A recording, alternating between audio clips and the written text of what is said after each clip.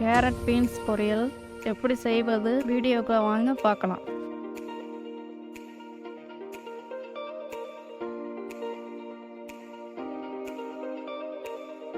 Welcome to home and kitchen cooking channel.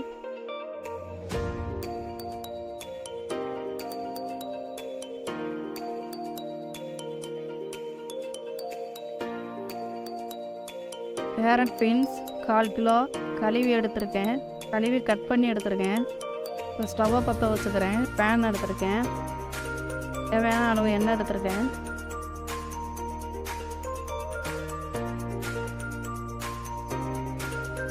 எண்ணெய் சூடாகிடுச்சு.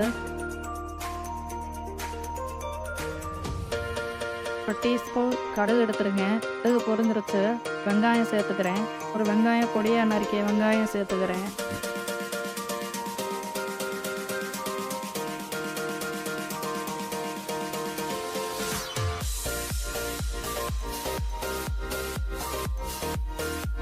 வெங்காயம் வதங்கின உடனே கருவேப்பிலை சேர்த்துக்கிறேன். காஞ்ச மிளகாய் சேர்த்துருக்கேன். நான் காஞ்ச மிளகாய் தான் எடுத்திருக்கேன். ஏன்னா பச்சை மிளகாய் சேர்த்துக்கலாம், நான் சேர்த்துக்கலை. பச்சை மிளகாய் சேர்த்தா காயும் பச்சை மிளகாயும் ஒரே நேரத்தில் இருக்கிறதுனால காயா மிளகாயான்னு தெரியாமல் சாப்பிடுவோம். தாண்டி நான் காஞ்ச மிளகாய் எடுத்திருக்கேன். வதங்கிருச்சு. எனவே கடலைப்பருப்பு சேர்த்துருக்கணும். எண்ணெயோட சேர்க்க மறந்துட்டேன். நான் இப்போ சேர்த்துக்கிறேன். எல்லாமே வதங்கிருச்சு. பீஸு கேரட்டு அறுக்கி வச்சுருக்கத கழுவி எடுத்து வச்சுருக்கேன். அதை சேர்த்து நல்லா வதக்குறேன்.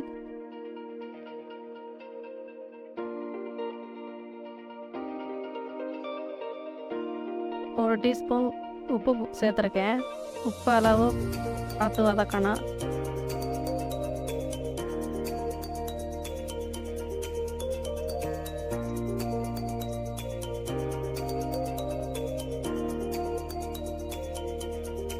பெருங்காயத்தூள் சேர்த்துருக்கேன்.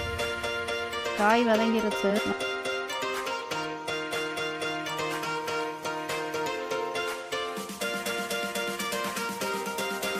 குழம்பு பொடி 1 ஸ்பூன் சேர்த்துக்கிறேன். லைட் சேர்த்து வதக்குறேன். நல்லா வதங்கிருச்சு.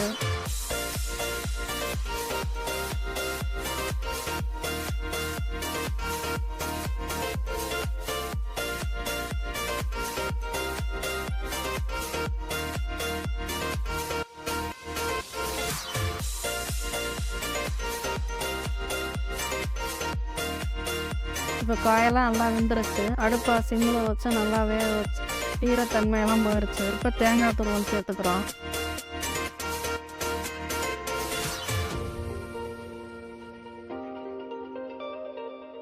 இப்போ இந்த பொரியல் நல்லா கலர்ஃபுல்லாக நமக்கு தெரியுது. இவ்வளோ விளக்கம் சொல்கிறேன்னா ஸ்கூல் பசங்க, காலேஜு, ஆஃபீஸு எல்லாத்துக்கும் எடுத்துகிட்டு போவாங்க.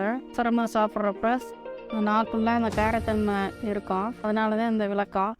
கேரட் பீன்ஸ் பொரியல் ரெடியாக இருக்குது. இந்த வீடியோ பிடிச்சிருந்தா லைக் பண்ணுங்கள், ஷேர் பண்ணுங்கள், சப்ஸ்கிரைப் பண்ணுங்கள்.